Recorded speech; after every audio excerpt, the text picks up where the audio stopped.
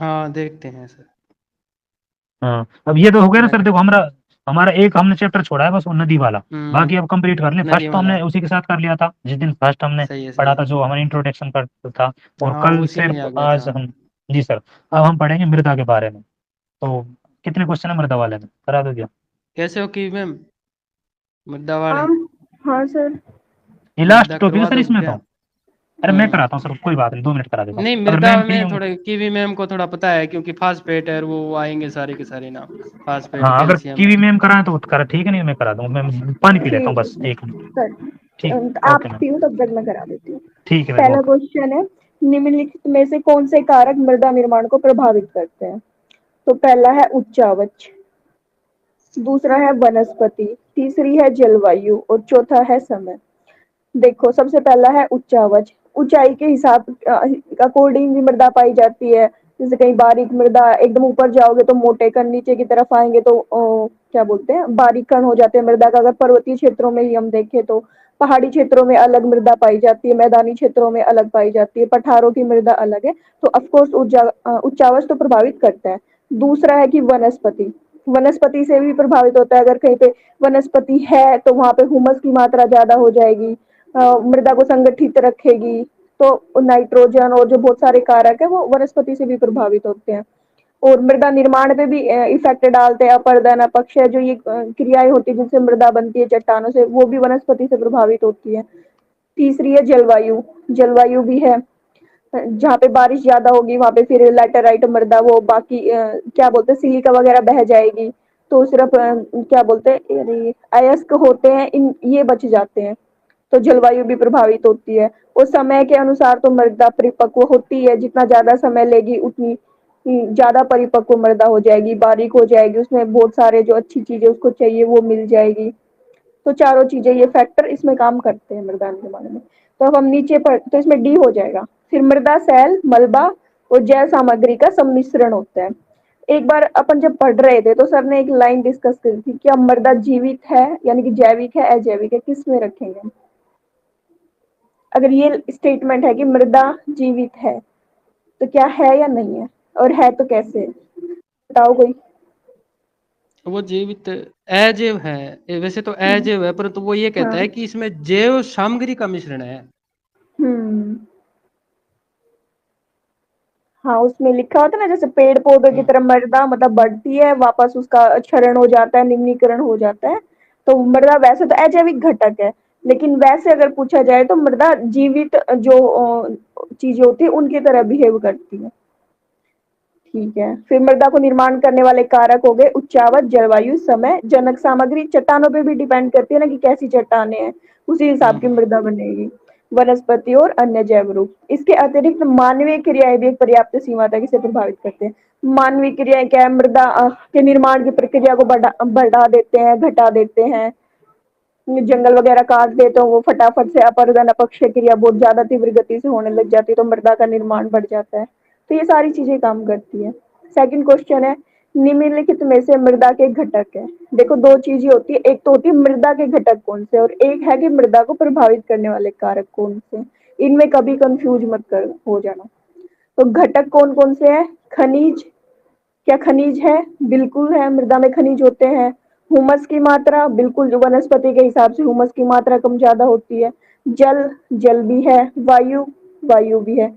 तो ये सभी कारक है जो मृदा के घटक है। तो आंसर हमारा हो जाएगा उपरोक्त सभी, डी। फिर आ जाता है थर्ड नंबर क्वेश्चन, मृदा की विभिन्न परतों के संबंध में नीचे दिए गए कथनों पर विचार कीजिए। जो मृदा की लेयर बनी हुई थी हमने पढ़ी थी, सबसे ऊपर थी ओ वाली थी, जिसमें हुमस की मात्रा वगैरह मिलती है, फिर ए बी सी डी करके ऐसे थी। पौधे की वृद्धि के लिए आवश्यक जैव पदार्थों का खनिज पदार्थ, पोषक तत्व तथा जल से संयोग सबसे ऊपरी परत क्या संस्तर में होता है? जैव पदार्थ मिलते हैं ऊपरी में, बिल्कुल मिलते हैं। जो जो जीव होते हैं वो मर जाते हैं, उनके अपघटन से जैव पदार्थ उसमें शामिल हो जाते हैं। और दूसरा क्या है, पोषक तत्व भी होते हैं, बारिश होती है, जल भी होता है। तो क्या ये जो सबसे ऊपर की परत क्या है, इसमें मिलते हैं? अफकोर्स सारी चीजें मिलती है, खनिज भी होते हैं, पोषक तत्व भी होते हैं और जल भी होता है। दूसरा है, मृदा निर्माण की प्रक्रिया में सबसे नीचे की परत सबसे पहले बनती है। ये भी सही है।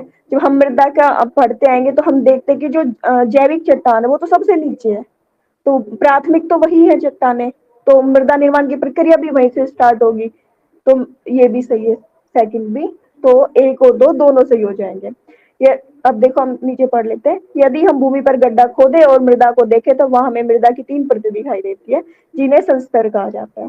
कै परत सबसे ऊपर खंड होता है, जहाँ पौधों की वृद्धि के लिए अनिवार्य जैव पदार्थ का खनिज पदार्थ, पोषक तत्व तथा जल से सहयोग होता है। इस लाइन को अच्छे से याद करके रखना। ठीक है, उसके बाद आ जाता है क्षय संस्तर। क्षय संस्तर तथा गैस संस्तर के बीच का संक्रमण खंड है, इसमें दोनों के गुण मिल रहे हैं, ऊपर वाले के भी और नीचे वाले के भी। फिर आ जाता है गैस संस्तर। गैस संस्तर की रचना ढीली जनक सामग्री से होती है। यह परत मृदा निर्माण की प्रक्रिया में प्रथम अवस्था है, अर्थात इस परत का निर्माण पहले होता है और अंततः ऊपर की 2 परतें इससे बनती है। तो क्वेश्चन आया था, एक बार पूछा था सर ने या कहीं था क्वेश्चन कि सबसे पहले कौन सी परत बनेगी। तो जो मृदा का निर्माण हो रहा है वो ऊपर से नीचे नहीं हो रहा है, नीचे से ऊपर हो रहा है। तो सबसे नीचे परत कौन सी है? गै है। तो निर्माण कहाँ से स्टार्ट होगा? गै, लास्ट में जाके बनेगी कै वाली, यानी कि पहले मोटे टुकड़े, फिर बारीक, फिर और बारीक, और एकदम ऊपर वाली परत। तो गैस संस्तर कई सबसे पहले निर्मित हुआ। कई इसमें पर ओ नाम भी हाँ आता है, वो ओ नाम ऑर्गेनिक का है। वो ऑर्गेनिक है, हाँ ऊपर की बिल्कुल ऊपर ऊपर वाली पट्टी होती है ना, वो ऑर्गेनिक होती है। हाँ सर। उसके बाद आ ठीक। जाता है परतों की इस व्यवस्था को ही मृदा परिच्छेदिका कहा जाता है। जो ये संस्तर बन रहे हैं इसको, जो फॉर्मेशन है, जो व्यवस्था है इसकी, ये पूरा मृदा परिच्छेदिका कहलाएगी। इन 3 संस्तरों के नीचे एक चट्टान होती है जिसे जनक चट्टान अथवा आधारी चट्टान कहते हैं। ध्यान देना, गै जो है वो जनक चट्टान नहीं है, वो भी एक लेयर ही है, समझ रहे हो? जो जनक चट्टान है वो तो गै के भी नीचे है। कैक है गै, ये तो संस्तर है जिसमें मतलब टूट फूट होके वो मृदा बन चुकी है, उसमें कणों का आकार और खनिज और इनकी मात्रा का अलग अलग है प्रतिशत। लेकिन जनक चट्टान तो कैक है गै इन तीनों से भी नीचे है, जिसे हम आधारी चट्टान कहते हैं। फिर है क्वेश्चन नंबर 4, भारत में मृदा का सबसे व्यापक और सर्वाधिक उपजाऊ प्रकार कौन सा है? तो कौन सा होगा? काली मृदा, जलोढ़ मृदा, लैटेराइट मृदा या फिर शुष्क मृदा? सब देखो, सर्वाधिक क्षेत्रफल पे भी जलोढ़ मृदा मिलती है, नदियों द्वारा बहकर लाई जाती है, और हर साल जो लेके आते हैं उसको हम बोलते हैं खादर, और पुरानी जलोढ़ को बोलते हैं बांगर। तो जो अपने भारत में भी देखें तो सबसे ज्यादा अनाज या उपजाऊपन कौन सी मिट्टी है? तो जलोढ़ के मैदान में सबसे ज्यादा फसलें उगती है, तो सर्वाधिक उपजाऊ यही है, जलोढ़ मृदा। अब इसमें बी ऑप्शन हो जाएगा। तो इसकी थोड़ी विशेषताएं पढ़ लेते हैं। जलोढ़ मृदा भारत में सर्वाधिक क्षेत्रफल पर पाई जाती है। तो सर्वाधिक क्षेत्रफल पर हो गई जलोढ़ मृदा, ये लाइन याद रखना। तथा यह सबसे उपजाऊ भी है, उपजाऊ भी यही है। जलाऊ जलोढ़ मृदा कहाँ मिलेगी? ये तो जो नदियों का मैदानी क्षेत्र है वहीं मिलेगी। तो जलोढ़ मृदा उत्तरी मैदान और नदी घाटियों के विस्तृत भागों में पाई जाती है। ये मृदाएं देश के कुल क्षेत्रफल के लगभग 40% को ढके हुए हैं। देखो 7-8 मृदा तो हम पढ़ते ही, उसमें से 40% पर तो ये अकेली ही आ गई। जलोढ़ मृदाओं का गहन कृषि की जाती है, इसे काप मृदा या फिर कछारी मृदा भी कहते हैं। ये दोनों इसके नाम याद रख लेना। और अगर गहन कृषि आएगी, किस मृदा पर गहन कृषि की जाती है, तो वो जलोढ़ मृदा है। फिर आ जाता है 5 नंबर क्वेश्चन, निम्नलिखित कथनों में से कौन सा कथन सत्य है? जलोढ़ मृदा प्रायद्वीपीय प्रदेश में, सर एक सेकंड में ना ये थोड़ा टीवी बंद।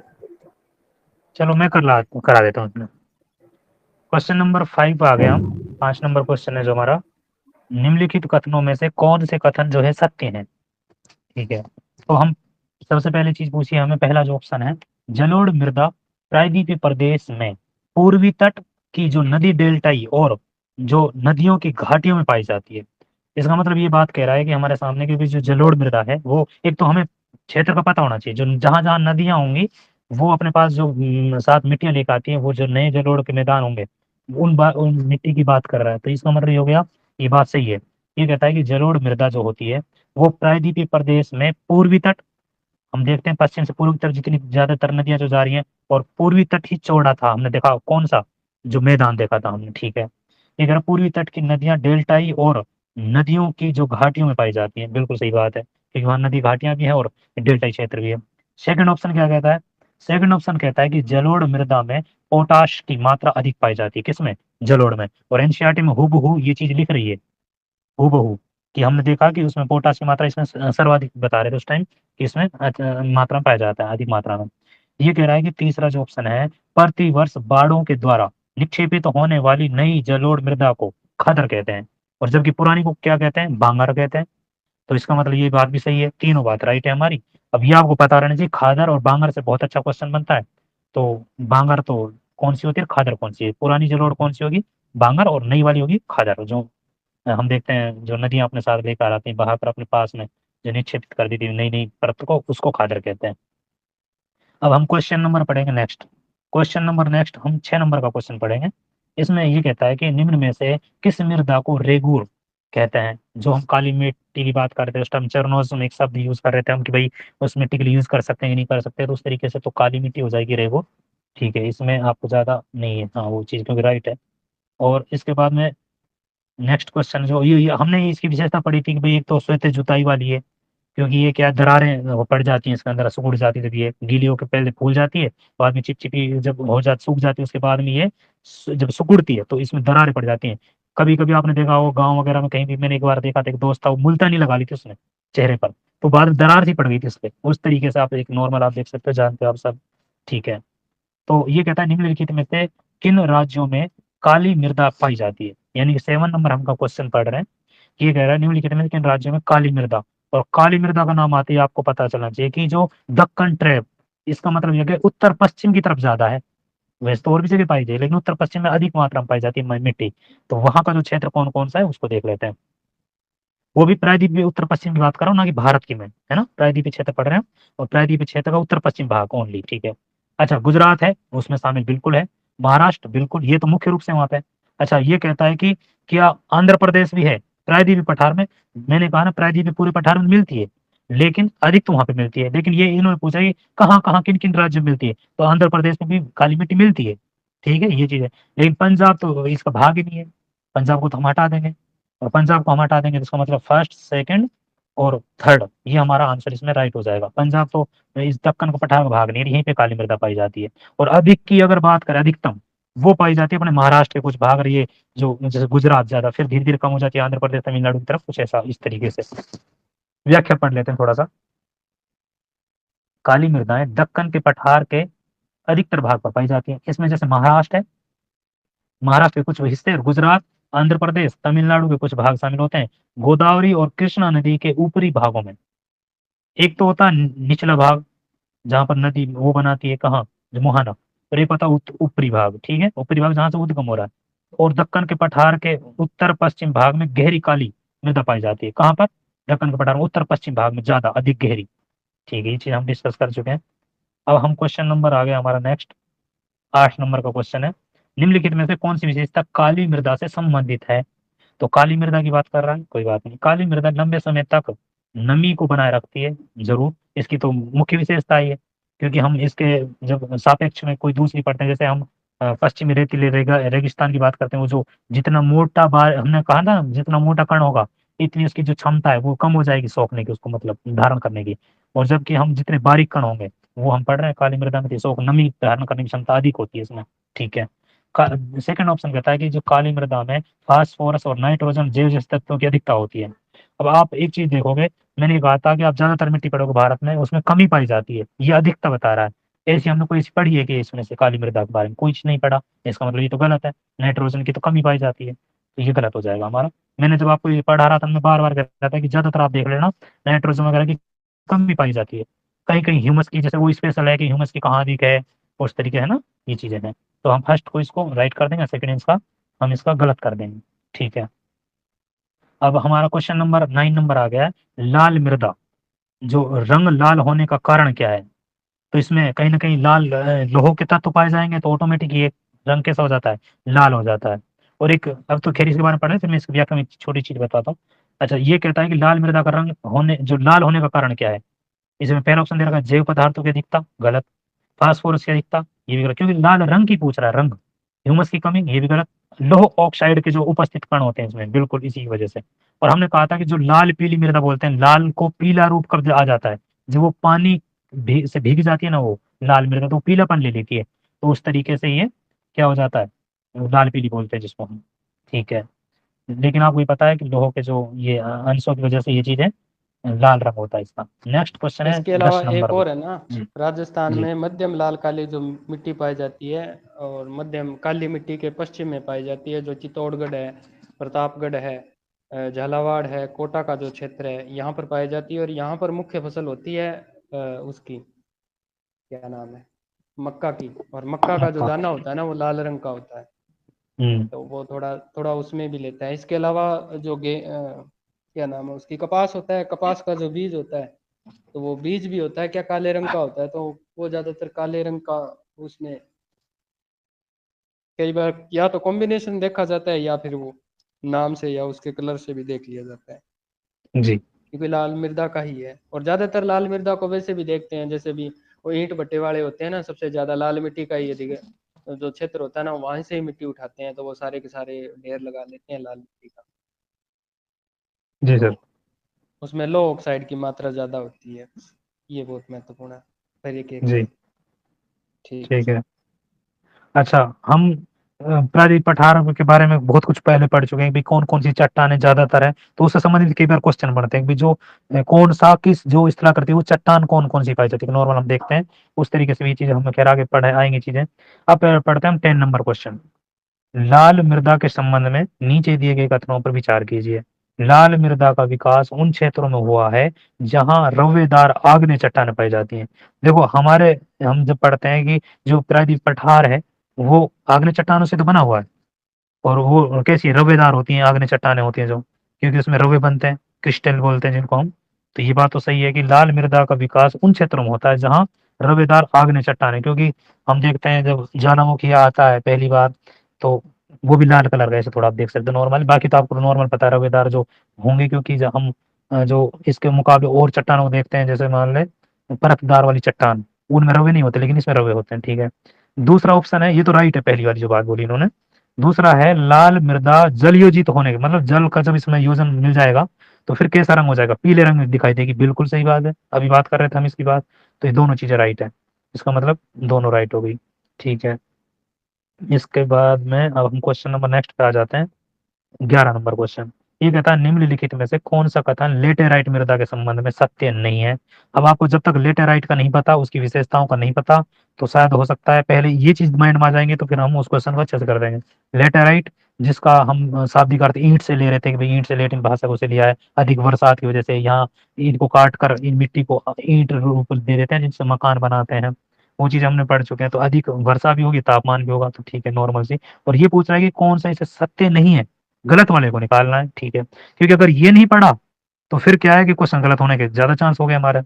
तो पहला है कि गलत को निकालना है, यह मृदा उच्च तापमान और भारी वर्षा के क्षेत्रों में विकसित होती है। देखो कभी हम बात कर रहे थे भारी वर्षा होनी चाहिए वहां पर, ठीक है, तापमान भी उच्च होना चाहिए, ठीक है, ये सही बात है। दूसरा कहता है ये बहुत सी अपक्षालित मिट्टियां होती हैं। अगर आप देखोगे तो जब जहां पर ये अपक्ष से संबंधित लगभग आप इस शब्द को ले सकते हो, जैसे वो मिट्टी होती है ना, जैसे मान जहाँ पर ज्यादा तापमान हो रहा है, बार बार बरसात हो रही है उस तरीके से, तो ये मिट्टी वहीं से संबंधित है। तीसरा कह रहा है ये मृदाएं प्रायद्वीप के ऊंचे क्षेत्रों में पाई जाती है। हम जब प्रायद्वीप में पठार को पढ़ते हैं वहाँ थोड़ा जो ऊंचा भाग है, एनसीईआरटी में भी चीज लिख रही है कि ऊंचे भागों पर ये अधिक मात्रा में पाई जाती है। जबकि चौथा ऑप्शन कह रहा है ये मृदा कृषि के लिए पर्याप्त उपजाऊ है। नहीं, कृषि के लिए हम ज्यादातर हम जलोढ़ वगैरह को देखते हैं, और ये वाली जो है ये तो कुछ विशेषकर किसी चीज के लिए, स्पेशल कुछ बागान वागान को लगाने के लिए, जैसे हम देखते हैं कि जैसे हम उस दिन पढ़ रहे थे कि थोड़ा सा अखरोट जैसे वगैरह है, या इसके अखरोट अलावा वगैरह, हाँ ये चीज, हाँ ड्राई फ्रूट्स बादाम वगैरह है, ज्यादा, हाँ ड्राई हाँ फ्रूट्स वगैरह ज़्यादा है, तो ठीक है। इसके अलावा मसाले जितने भी होते हैं ना, उनके लिए ज़्यादा होती है ये। ठीक है, लाल अब हम होती है, क्वेश्चन, बिल्कुल लाल रंग की। जी जी सर, हाँ। हाँ काजू वगैरह की जो आप बात कर रहे हो वो सब सही है, सही। हम्म। नेक्स्ट क्वेश्चन, हाँ यानी कि ड्राई फ्रूट्स ले लो आप, ड्राई फ्रूट्स में ये चीज आते हैं, बादाम है, काजू वगैरह, जो भी किसमिस जो भी नॉर्मल। अब देखो नेक्स्ट क्वेश्चन यही आ गया, काजू की खेती के लिए निम्नलिखित में से कौन सी मृदा सर्वाधिक उपयुक्त है। और काजू का नाम आया और आपने नहीं खाया हो ऐसा तो हो ही नहीं सकता, खाया होगा कभी। और उसके लिए लेटेराइट ही बात कर रहा है, अभी हमसे स्पेशल बता रहे थे, तो ये हो गया राइट। और ये कहाँ पर लेटेराइट पाई जाएगी, जहाँ अधिक वर्षा, जैसे कुछ क्षेत्र जैसे तमिलनाडु का है, आंध्र प्रदेश, केरल में जो है काजू की खेती के लिए लाल लेटेराइट मृदा अधिक उपयुक्त है। ठीक है, क्वेश्चन नंबर 13, 13 नंबर का क्वेश्चन है, लवणीय मृदाओं में किसकी बात कर रहा है, लवणीय मृदा की। किन खनिजों पदार्थों का अनुपात अधिक मात्रा में पाया जाता है। अब हम आपसे उस जब भी पढ़ रहे थे तो हमने कहा था लवणीय, जब हम महासागरों को पढ़े हैं लवणीय, वो जो उसमें लवण पाए जाते हैं ना, सोडियम, मैग्नीशियम, पोटेशियम, ये हमने उसमें पढ़े भी हमने पहले। तो वही चीज है, लवणता के जो शब्द हैं वही इसमें तीनों आ जाएंगे, इसका मतलब तीनों राइट है। ठीक है, अब इसमें दे रखा है कुछ, जैसे ऊसर हो जाती है तो लवणीय मृदा हो जाती है, उसमें क्या क्या चीजें अधिक पाई जाती हैं, जो तीन शब्द हमने पढ़े हैं, सोडियम, पोटेशियम और मैग्नीशियम, ये चीजें। ठीक है, क्वेश्चन नंबर हम आ गए 14 पर। 14 नंबर क्वेश्चन है, ये कहता है लवणीय मृदाएं शुष्क और, किसकी बात कर रहा है, लवणीय मृदा की। क्या कहता है कि मृदाएं जो है शुष्क और अर्ध शुष्क तथा जलाक्रांत क्षेत्रों और अनूपों में पाई जाती है। अनूप शब्द इसी जैसे लवणीय से जुड़ा हुआ है, और ये कह रहा है शुष्क और अर्ध शुष्क और जलाक्रांत क्षेत्र।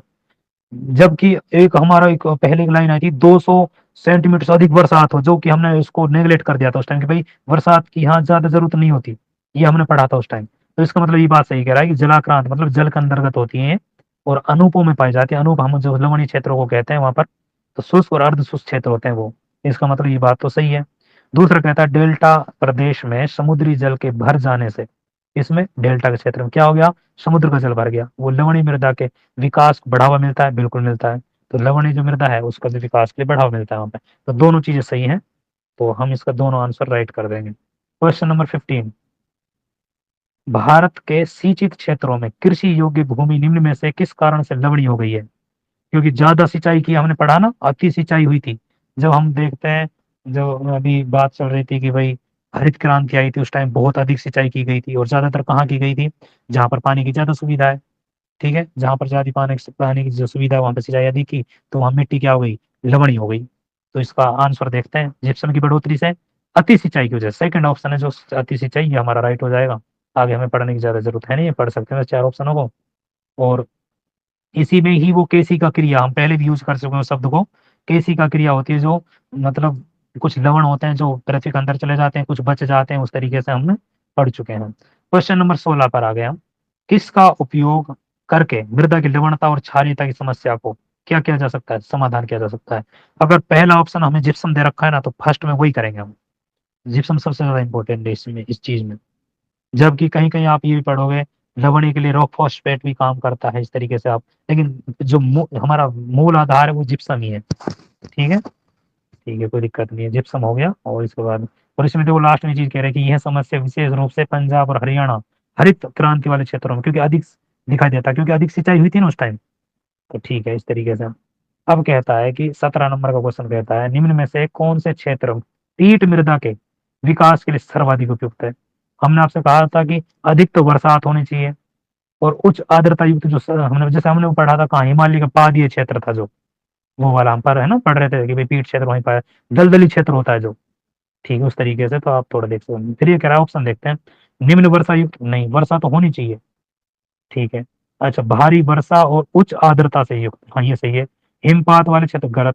तो इसका मतलब सेकंड ऑप्शन हमारा राइट हो जाएगा, कोई दिक्कत नहीं है, पीठ वाला। और यहाँ पर हमने बताया था कि जो ह्यूमस की मात्रा है वो और मिट्टियों के मुकाबले सबसे ज्यादा ह्यूमस की मात्रा पाई जाती है। वो भी एनसीईआरटी में दे रखा है 40 से 50%, सबसे अधिक।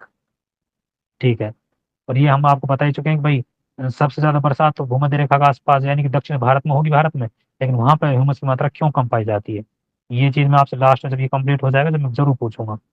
अब क्वेश्चन नंबर है हमारा 18 नंबर का, 18 नंबर, मृदा का अवकर्षण। अवकर्षण हमने कहा था कि उसकी गुणवत्ता में कमी आना। एक तो होता है अपर्दन, जो हमने कहा, एक तो परत रूप में हो जाता है, ऊपर की जो मृदा की ऊपर की परत होती है उसको वो काट जाती है कोई चीज, जैसे पानी वगैरह है ना। और दूसरा होता है नालियों के रूप में।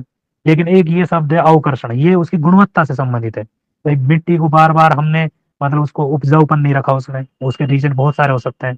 ठीक है, हमने फसल को बार बार अलग अलग तरीके से, मतलब उसको क्रम नहीं चेंज किया, कई चीजें हो सकती हैं। ठीक है, तो ये अवकर्षण, गुणवत्ता में कमी। तो इसमें पहला ऑप्शन दे रखा है मृदा की उर्वरता में ह्रास होना, बिल्कुल सही बात है। दूसरा कह रहा है उर्वरता में वृद्धि, नहीं यार ये तो अवकर्षण से संबंधित है, इसका मतलब फर्स्ट ही सही है उसमें। और पीएच मान दे रखा है, इसका कोई मतलब नहीं है। ये कह रहा है ह्यूमस की मात्रा कम होती है, इससे भी संबंधित नहीं है। अवकर्षण का मतलब है उसकी गुणवत्ता से संबंधित, और गुणवत्ता मतलब उर्वरता में ह्रास हो जाएगा। ठीक है, ठीक है, इसके बारे में हम नेक्स्ट क्वेश्चन पढ़ते हैं फिर। अब 19 नंबर का, 19 नंबर का क्वेश्चन पढ़ेंगे। ठीक है, क्वेश्चन नंबर 19 नंबर क्वेश्चन कहता है कि मृदा अपरदन के संबंध में, अब अपरदन की बात कर रहा है। ठीक है, और अभी हमने पहले क्या पढ़ा, जो अवकर्षण बढ़ा था, ठीक है। ये कह रहा है मृदा का अपर्दन जो है उसके बारे में पूछ रहा है कि भाई उसके दिए गए विचार कुछ हैं तो उनके बारे में बताइए। पवन और जल मृदा अपर्दन के दो शक्तिशाली कारक हैं। अपर्दन के लिए दो मुख्य रूप से जो शक्तिशाली है, ये बात सही है, बिल्कुल सही है भाई। पवन और मृदा बहुत मुख्य रूप से इसमें शक्तिशाली कारक माने जाते हैं अपर्दन में, मृदा अपर्दन में। जैसे रेगिस्तान में पवन और जहां पर और मैदान है वहां पर जल काम करता है, ठीक है। सेकंड ऑप्शन क्या कहता है कि समतल भूमियों पर अगर मूसलाधार वर्षा के बाद परत अपरदन हो जाता है, बिल्कुल सही बात है। अगर मूसलाधार बरसात हो गई और समतल जगह है तो वहां पर क्या हो जाएगा, तो वहां पे ऊपर की जो परत है वो क्या हो जाएगी, समाप्त हो जाएगी। इसका मतलब ये भी सही है। तीसरा है अवनालिका अपर्दन, सामान्यतः तीव्र ढालों पर होता है। जब तीव्र ढाल होगा तो नालियों के रूप में हो जाता है ये, तो ये अवनालिका बन जाती है, बिल्कुल सही बात है। तीनों चीजें राइट है, एनसीईआरटी में अच्छे से पढ़ चुके हैं हम इन चीजों को। अब आता है उत्खात भूमि। उत्खात भूमि, और आप राजस्थान से हो तो आप ऐसा हो नहीं सकता, आपको पता नहीं है। जैसे चंबल नदी उत्खात भूमि बनाती है उस तरीके से अवनालिकाओं के माध्यम से। ये कहता है उत्खात भूमि का विकास किस प्रकार के मृदा अपरदन के परिणाम स्वरूप है। उत्खात किस वजह से बना है, तो पहला दे रखा है रिले अपरदन, जो पतली पतली सी होती है। एक तो वो अपरदन जो नालियां होती है पतली पतली, बिल्कुल। एक होता है अवनालिका अपरदन, ये ज्यादा अच्छा है। अवनालिका अपरदन के रूप में होता है उत्खात भूमि होती है, परत के रूप में नहीं हो सकता, तीसरा ऑप्शन है। और ये है अशफाल, ये भी नहीं। तो सेकंड ऑप्शन हमारा राइट हो जाएगा, जिसको बीहड़ क्षेत्र भी हम कहते हैं, चंबल वाला वो क्षेत्र है जो। क्वेश्चन नंबर 21 पर आ चुके हैं हम। ये कहता है कि मृदा अपरदन के दुष्प्रभाव क्या है। जो हमारे मृदा अपरदन पढ़ेंगे उसका दुष्प्रभाव क्या है। अरे दुष्प्रभाव तो हम अच्छे से समझ सकते हैं। नदियों के जल प्रवाह क्षमता में कमी होना, किससे, मृदा अपरदन से। दूसरा ऑप्शन, अभी इसको एक बार लाइनों को पढ़ लेते हैं, फिर हम इसका जो फाइनल आंसर है वो भी आपको बताएंगे, ठीक है। इसका मतलब ये हुआ कि हमें, चलो एक एक साथ साथ पढ़ लेते हैं कि मृदा में क्या क्या दुष्परिणाम हो सकते हैं। जैसे अगर परत हट गई, भाई अपरदन हो गया कुछ भी, तो वहां पे पेड़ पौधों की कमी हो जाएगी ऑटोमेटिक। पेड़ पौधों की कमी हो गई तो क्या हो गया, तो फिर क्या है कि पेड़ पौधे बरसात को भी इंट्रीगे वो करते हैं, अपनी ओर आकर्षित करते हैं, ठीक है। तो नदियों के जो जल प्रवाह है, क्षमता है, उसकी कमी हो जाएगी, ये बात सही है। जैसे अब आपको एक नॉर्मल में बताऊं, जैसे पहाड़ों में आप देखते हो, जैसे अगर वहां ज्यादा वन होंगे तो बरसात जो है पहले किस पे पड़ेगी, जैसे पेड़ पौधों पे पड़ेगी, फिर धीरे धीरे वो नीचे गिरेगी।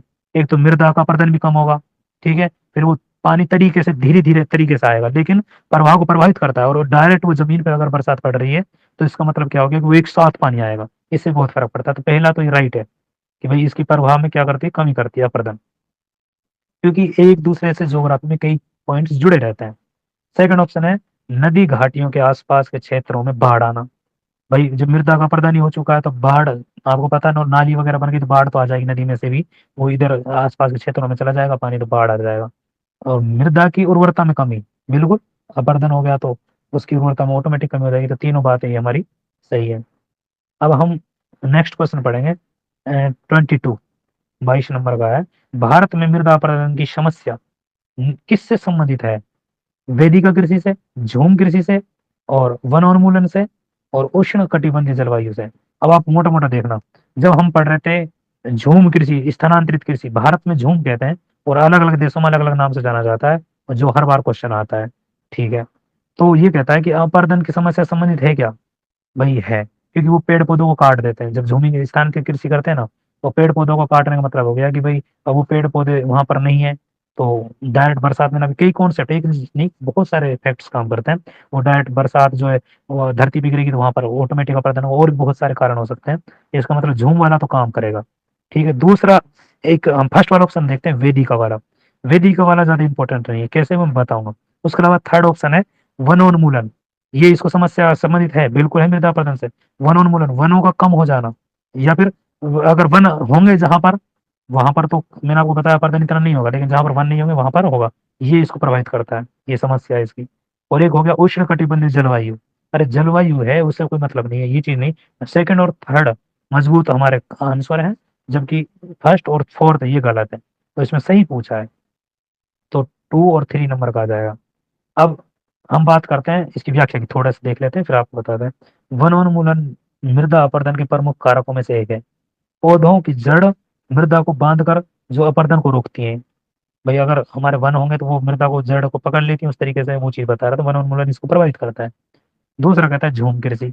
झूम कृषि के दौरान जब एक स्थान से दूसरे स्थान पर कृषि करने के लिए वृक्षों को काटा जाता है, उनका कटाव हो गया, तो वनों के कटाव से अपरदन की जो दर है उसमें वृद्धि हो जाएगी, तथा मिट्टी के पोषक तत्व बह जाएंगी। बिल्कुल सही बात है। ये भी इसको, और एक वेदिका जो कृषि है, जो हम पढ़ते हैं ना पहाड़ी ढालों में, वो वेदिका मतलब वो सीढ़ी नुमा, इस तरीके से हम देखते हैं वो सीढ़ी चीज है। नुमा, सही है। हाँ, पहाड़ी एवं पर्वतीय पार्श्वों पर, पार्श्व मतलब किनारों पर, तो कृत्रिम वेदिकाएं, कृत्रिम मतलब मानव के द्वारा बनाई हुई वेदिकाएं, वो जो हम सीढ़ी नुमा बना देते हैं, के द्वारा जो कृषि है, इस जिसके अंतर्गत मेड़ बनाकर मृदा का अपरदन को रोका जाता है तथा वर्षण की कमी को पूरा करने के लिए ये सिंचाई भी की जाती है इस पर। तो वो चीजें हैं। अब हमारा क्वेश्चन 23वां देखते हैं हम। निम्नलिखित में से कौन से उपाय मृदा संरक्षण से संरक्षण में प्रभावी हो सकते हैं? किसको? मृदा का संरक्षण करने के लिए। ढालों की कृषि योग्य भूमि, सॉरी दोबारा पढ़ते हैं। ढालों की कृषि योग्य खुली हुई भूमि पर खेती को रोकना। अगर हम खेती को रोक देंगे वहां पर जो खुले, क्योंकि अगर खेती करेंगे तो उसको जुताई भी करनी पड़ेगी, वो मिट्टी ढीली हो जाएगी ऊपर की, और वो बरसात से बह जाएगी ढालों पर। तो इसके लिए ये है कि भाई उसको पे कम से कम की जाए, तो ये बात सही है। दूसरा, अति जो चराई को नियंत्रित किया जाए, बिल्कुल। ज्यादा चराई कर देंगे तो फिर वो पेड़ पौधे भी, वो घास वगैरह सब खा, वो जो पशु है वो खा जाएंगे, फिर वो जो है अपरदन ज्यादा होगा। तीसरा ऑप्शन है स्थानांतरित कृषि को नियंत्रित करके। किसको? स्थानांतरित कृषि को। स्थानांतरित कृषि को नियंत्रित करा जाए, क्योंकि स्थानांतरित कृषि जो आदिवासी ज्यादा लोग करते हैं, क्योंकि वो क्या है, वनों को काट देते हैं, वहां पर कुछ साल करते हैं, फिर वो अनुपजाऊ हो जाएगी भूमि, वहां से चले जाते हैं वो लोग। तो इस तरीके से पे भी नियंत्रित किया जाए, तो ये सारे ऑप्शन राइट है। अब हम नेक्स्ट देखते हैं, खत्म। अब इससे संबंधित कोई चीज आपको लगे भाई, हाँ, एक चैप्टर खत्म हमारा खत्म। नहीं है इसमें। हाँ, एक चैप्टर नहीं है नहीं। उसका, मैं कोशिश करूंगा कि उसकी कल पीडीएफ हमारे सामने आ जाएगी, और उसको हम कल थोड़ी देर के लिए निकाल सकते हैं। लास्ट में निकाल लेंगे, बाद में जब भी जैसा भी होगा। कल से हम न्यू बुक स्टार्ट करेंगे। जी सर। हाँ सर, यही रहेगा सबसे ज्यादा। हम्म। क्योंकि फिर वो एक लेसन रहेगा, बाकी वो फिर आपदा प्रबंधन वाला फिर वैसे प्रत्यक्ष हाँ रूप से हमारे सिलेबस में भी तो है ना। हाँ सर, जैसे भी हमें लगेगा ना टाइम, बीच में हमारे पास पीडीएफ आ जाएगी, हम जब मन करेगा साथ में पढ़ लेंगे उसको। लेकिन कल से हम बुक न्यू चालू करेंगे, मानव भूगोल। हम्म। मानव भूगोल की सर पीडीएफ अगर हो तो आप ग्रुप में डाल सकते हैं, या फिर अपने पास, सबके पास वैसे तो मैंने एनसीईआरटी डाली वगैरह है। हुई है ना। हाँ, कोई दिक्कत नहीं।